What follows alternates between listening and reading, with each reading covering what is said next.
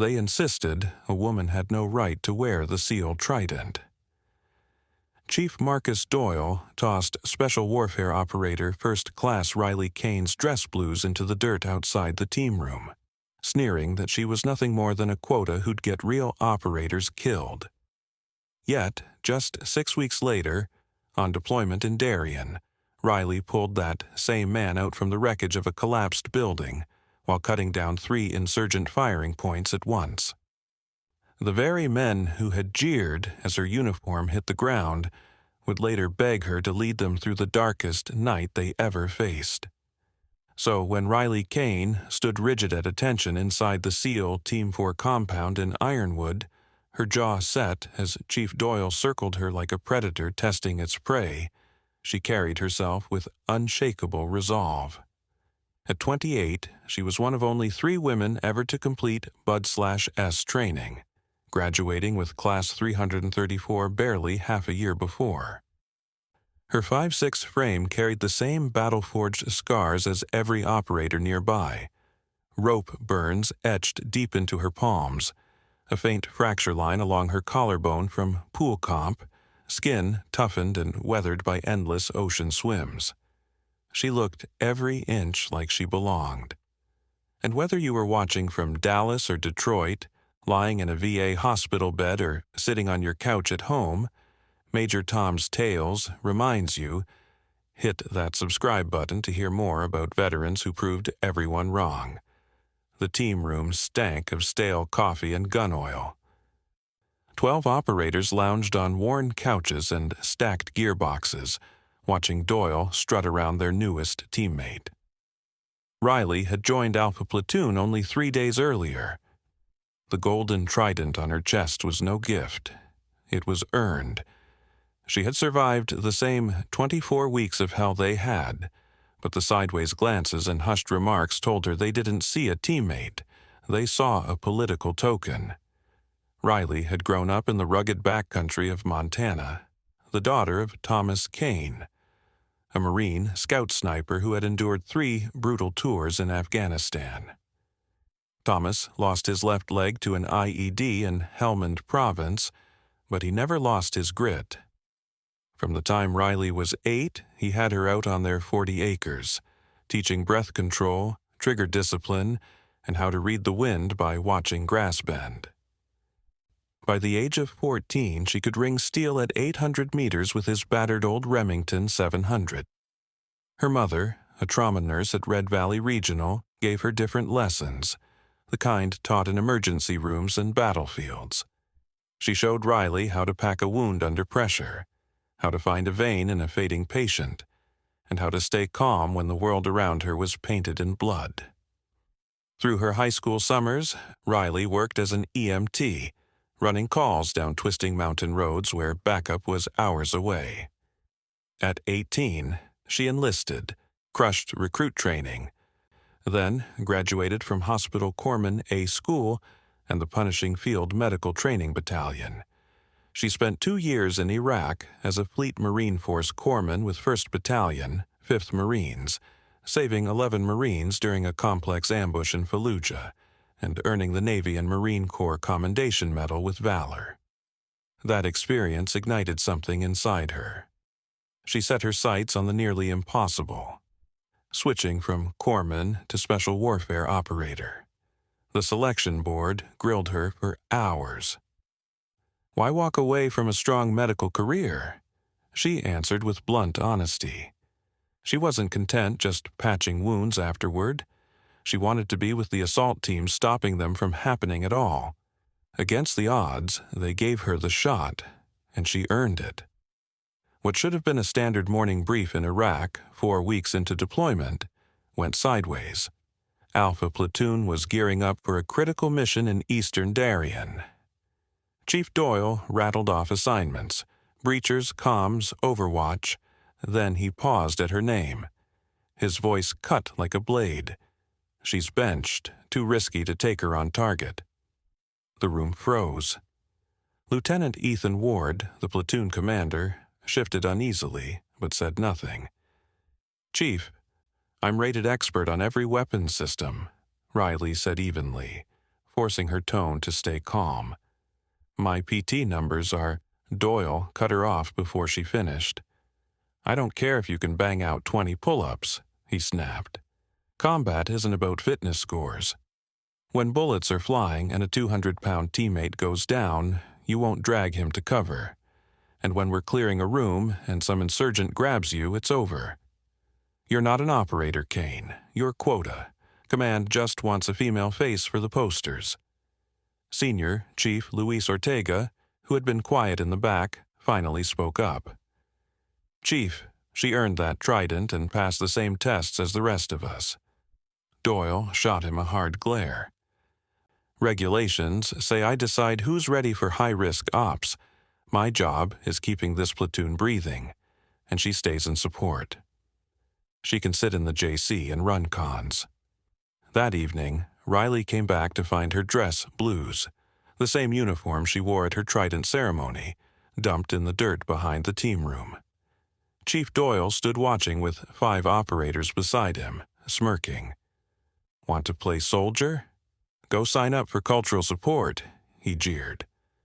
"Real operators don't have time to babysit." She could have gone straight to command, filed a formal complaint. By the book, she probably should have. But Riley knew exactly how that would end. She'd be branded a problem, quietly shipped to some training post, and her shot at combat gone. Instead, she returned to her barracks with a cold resolve and built her own deployment workup. If they wouldn't train with her, she'd train alone, at age 400 every morning. While the others still slept, she hit the assault courses, ran breaching drills, and practiced medical procedures until her hands were raw. That night, she sat on her bunk, staring at a photo from her trident ceremony. Her father Thomas in his wheelchair, her mother beside him, both crying tears of pride. Thomas had driven 16 hours straight in agony from his prosthetic leg just to be there, and when the trident was pinned to her chest, he forced himself to stand, if only for a moment, to honor what she had achieved. Riley thought about calling him now, telling him what Doyle had done, but she already knew the words he'd give her, the same ones he spoke when kids in the neighborhood mocked him for missing a leg. "You don't prove them wrong by talking, Kenny. You wait until the day they need you most." Her phone buzzed. A message from Ortega, the only one who had tried to stand up for her. "Sorry about today. Doyle's old school, just give it time." Time. That was the one thing she didn't have. The platoon's next major op was only 2 weeks away, and in Darien there was no luxury of waiting. There would be missions, firefights, casualties, and she'd be stuck in an air-conditioned trailer, glued to helmet feeds and radio nets while her teammates fought without her.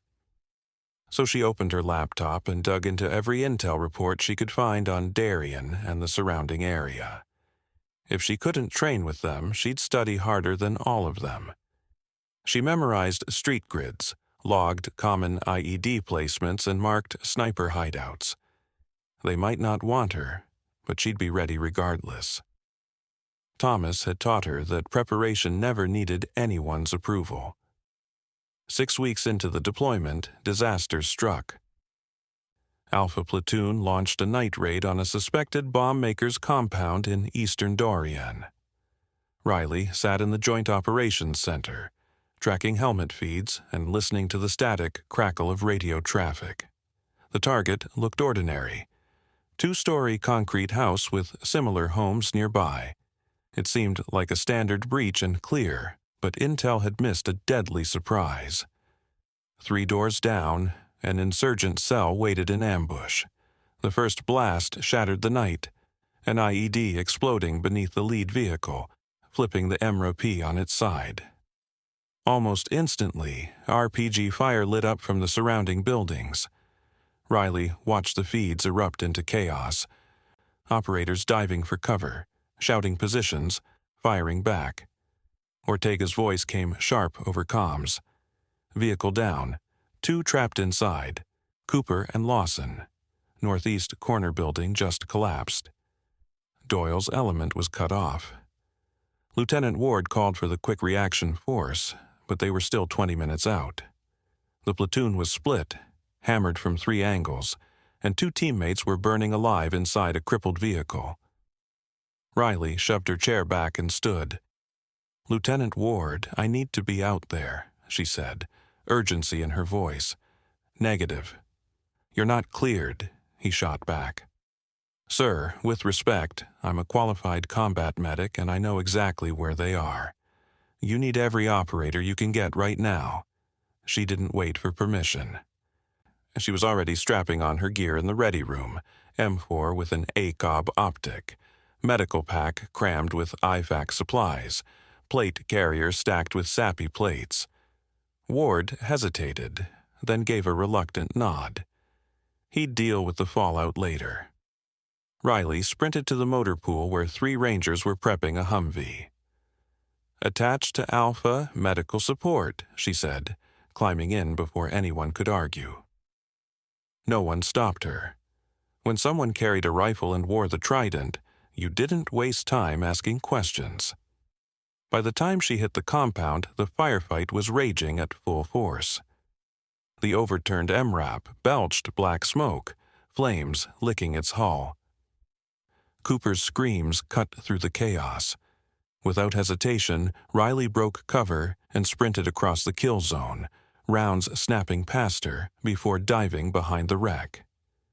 The rear hatch was jammed, warped by the blast. She ripped a halogen tool from the Ranger rescue kit and forced it into the seam, using the leverage tricks her father once taught her for freeing stuck farm gear. The steel moaned, but the door barely budged. Cooper's screams were fading. Out of the corner of her eye, movement, second-floor window, 150 meters. Enemy shooter. Riley dropped the tool, raised her rifle, centered the reticle, and fired 2 shots. The figure collapsed backward. She returned to the hatch, prying it open just enough to crawl inside. Cooper was conscious but trapped, his leg mangled under wreckage. Next to him, Lawson lay unconscious, blood gushing from a torn scalp wound, arterial spray soaking the seat. Riley jammed combat gauze into the wound, pressing hard with one hand while shoving debris off Cooper's leg with her boot. Once free, she cinched a cat tourniquet high on his thigh, twisting until the bleeding slowed. Before she could breathe, another disaster struck. The building where Chief Doyle and his team had taken shelter began to collapse, a delayed hit from an earlier RPG. His voice crackled through comms, ragged with coughs. Alpha 1 is trapped, building coming down.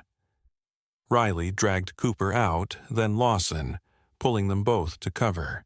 But she didn't stop. She grabbed her rifle and advanced toward the crumbling structure, firing suppressive bursts to pin enemy shooters down. She clawed into the rubble where Doyle was pinned 20 feet inside, his plate carrier crushed beneath concrete. Wedging a steel beam as a lever, she heaved until the weight shifted enough to drag him free.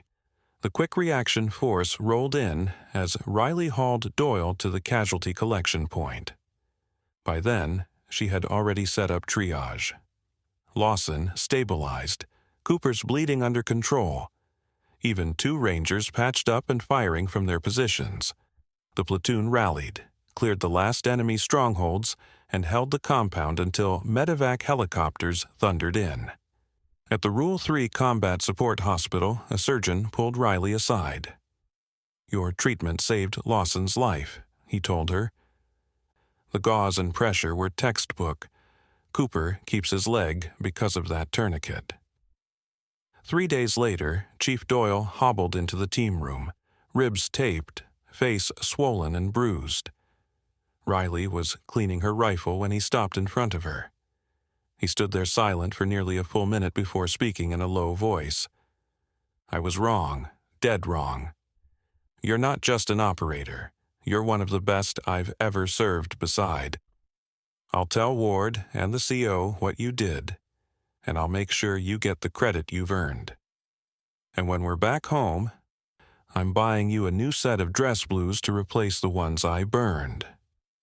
Around the room, Alpha Platoon went quiet.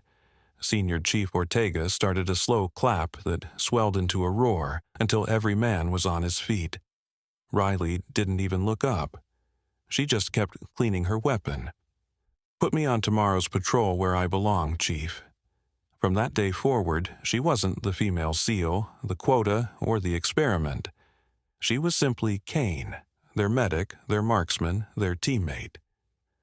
When Alpha Platoon rotated back to Ironwood 6 months later, Doyle made sure the truth spread far and wide. Everyone would know that Riley Kane had not only saved his life, but had also salvaged his career, proving once and for all that warriors come in every form.